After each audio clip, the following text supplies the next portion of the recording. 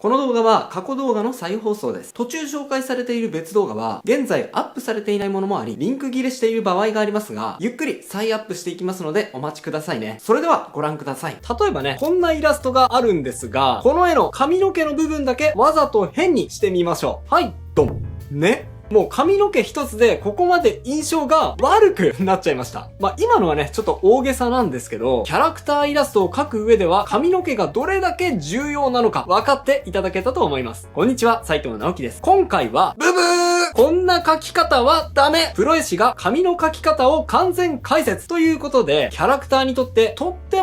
も重要な要素である髪の毛なんですが、こういう描き方をしてしまうと見栄えが悪くなっちゃうよ。逆にこう描いたらうまく描くことができるよという描き方のコツを解説していきたいと思います。この動画を見ていただければ、一生懸命キャラクターを描いてみたはいいんだけど、なぜか見栄えがしない絵になっちゃったななんてお悩みを解決して、なるほど、ここさえ気をつければこんなに簡単にキャラクターの見栄えを良くすることができちゃうのか。そんな風にあなたのイラストの見栄えをググッと上げるトリガーにしていただけるはずです。ぜひ最後までお付き合いください。それでは早速行ってみましょう。3つのブロックを意識しよう。まずね、これを忘れてしまうと髪の毛ってどうしてもうまく描けない基本的な考え方として3つのブロックという考え方があります。前髪、横髪、そして後ろ髪の3ブロックです。前髪はこの部分を言います。ここは主にキャラクターの性格を表現できるブロックですね。横髪はこの部分。ここはキャラクターにアクセントをつけたり小顔にする効果があります。そして後ろ髪はここ。後ろ髪の長さを調整することで女の子っぽさを出したり逆にボーイッシュにしたりキャラクター全体のボリューム感を調整できたりしますね。この3つのパーツを強く意識しながら髪の毛を描いていくと、あら不思議、髪の毛は自然とうまく描けちゃうんです。実際に描いていってみましょう。また今回使用するこちらのイラストは僕のピクシブファンボックスから無料でダウンロードできます。商用利用以外でしたらこちらを使って描いたイラストを SNS に自由に投稿していただいて構いませんので、ぜひダウンロードして使ってみてくださいね。構造を意識しながら下書きをしよう。でね、今回はただ髪の毛を描いていくだけではなく、サラサラっと動きのある髪の毛を描いていきたいと思います。では、描いていきたいと思うんですが、皆さん動きのある髪の毛を描くときって、こんな風に描いちゃってることありませんか？いきなりですけど、これはブブー！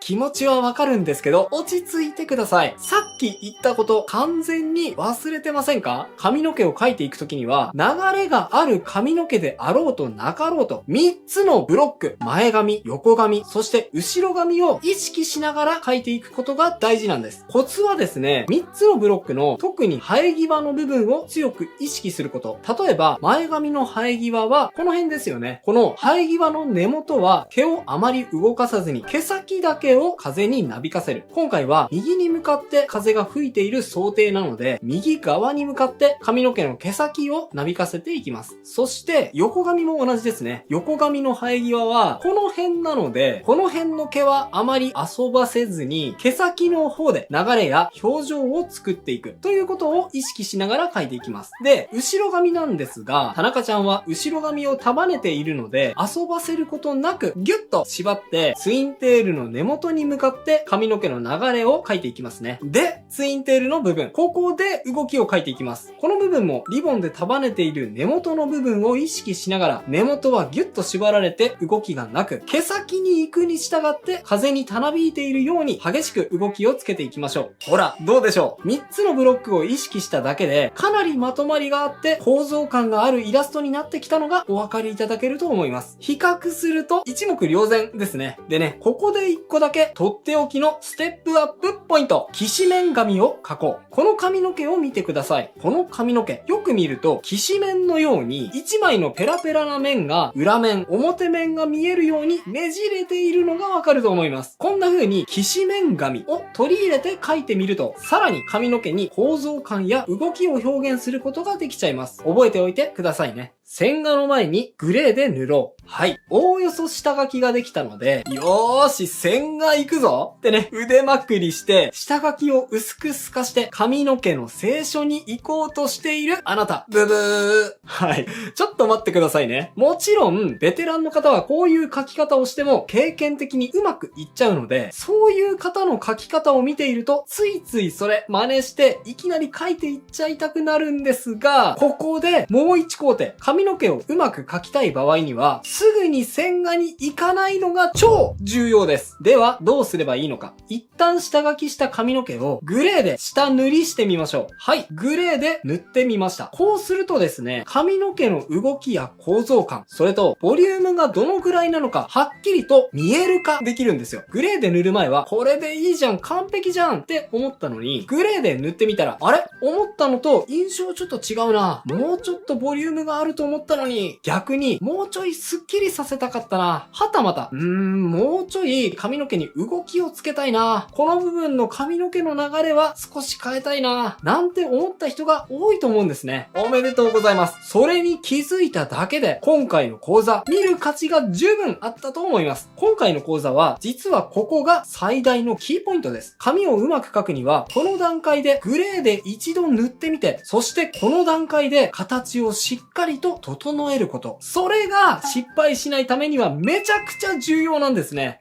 そんなに念入りに下書きすんの？めんどくさそうだなーって思うかもしれませんが、これね、後の工程になればなるほど直すのが億劫になっちゃいます。例えばイラストが完成に近くなってから違和感に気づいちゃうと、ちょっと気になるけど、でも直すの面倒だなー。これでいいや。なんていう風にイラストの見栄えがガクッと落ちてしまう原因になりかねません。ここで少しでも気になった髪の毛の流れやボリューム感は、なるべくこの段階で調整しておきましょう。はい。ではここで、またとっておきのステップアップポイント。あえて流れに逆らった毛を描こう。髪の毛の動きをさらに強調したい場合にはですね、先ほど意識した髪の毛の流れとは、あえて逆行した流れに逆らう髪の毛を数本追加してください。ちなみに、レイヤー分けして描くと、ちょっと違ったなっていう時にも修正がしやすくなって便利だと思います。ほら、この流れに逆らった髪の毛、あるのとないのとで動きの感じ方がまるで違いますよね。流れを大事にしながら線画を描こう。はい。ここで線画を描いていきましょう。今描いたグレーの下書きを薄く透かしながら滑らかなストロークで手首を柔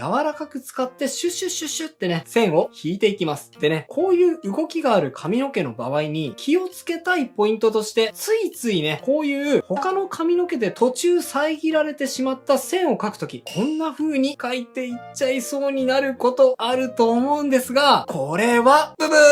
はい。こんな風に描いていくと、毛をまたいだ上の線と下の線が微妙に繋がらなくなってしまって、勢いがそがれてしまいますよね。そういう時には、こんな風に、レイヤーを1枚上に作って、そこに線を描いていきます。途中遮られた線でも、まずは一気に引いて、後から消す。こうすることで、途中で線が分断されても、一連の髪の毛の流れを感じることができ、勢いがあって、綺麗な髪の毛のラインを描くことができるんです。はい、ここで線画のステップアップポイント。線の太さを使い分けよう。すべての髪の毛を同じ線の太さで描いていっても差し支えはないんですが、より印象を良くするためには、場所ごとに線の太さを変えていくと、よりグッドです。例えばこの部分は、毛束を表す線なので、しっかりと太く描かれていますが、この部分は髪の毛の流れを表しただけの線なので、薄く細く描かれていますね。このように、毛束の塊を意識して、線の太さを使い分けられると、さらにまとまりが良く、絵が上手に見えると思います。覚えておきましょう。いろいろな髪型のパターン。はい。ちょっとここでおまけとして、いろいろな髪型のパターンを紹介していきます。一つ目は、ショートヘア。田中ちゃんはツインテールがシンボルマークですが、こんな感じでショートヘアにしてみると、さっぱりとしてアクティブな感じ。ちょっとね、ボーイッシュなイメージになりますね。髪の毛が減る分、動きが大げさにはつけられなくなりますが、これはこれでとっても可愛いですね。次は、ショートのアレンジとして、片目隠しヘア。片目をあえて前髪で隠すことで、かっこよさやた色っぽさ、そして少しミステリアスな魅力を引き出すことができちゃいます。何か秘密の能力を隠し持っているキャラとかは片目を隠していることが多いですので、なんとなくね、強そうな感じがします。これはこれでいい感じですね。次はワンレンロングにチャレンジしてみましょう。先ほどとは打って変わって、女の子っぽい雰囲気が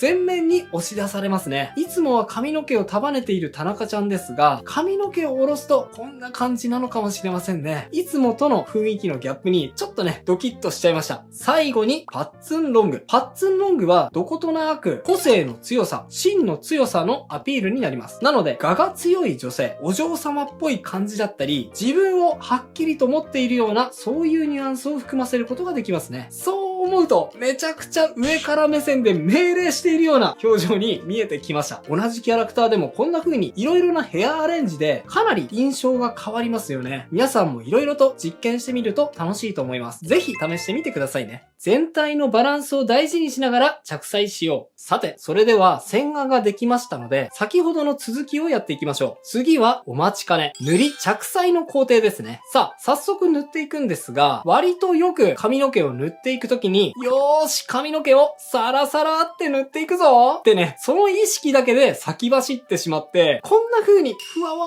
ーって塗ってしまっている人いるんですが、これは、ブブー！これだと、いまいちまとまりがつきにくくなっちゃいます。せっかく下書きの時に詳細に細かく形を詰めていったわけですから、まずはきちっと下塗りをして、しっかりとシルエットを決めてから塗ること。これを意識してください。風に吹かれた髪の毛の軽さを強調したい場合には、こんな風に髪の毛の毛先に向かって若干グラデーションさせても、毛束の重さを軽減できていいかもしれません。髪の毛がカラーになりましたから、他の部分も合わせてカラーにしていっちゃいますね。髪の毛にもこれから陰影を乗せていく予定なので、髪の毛以外の部分にはあらかじめ陰影まで乗せていってしまいましょう。ちょっと早回しで進めていきます。はい、こんな感じ。ベースの色も整いましたので、ここに髪の毛の陰影を付け加えていきましょう。さて、影付けですが、影はですね、特にこれ、髪の毛を細かく繊細に表現したいという人にありがちなんですが、こういう風に細かく影をつけていっちゃう塗り方。これも、ブブー！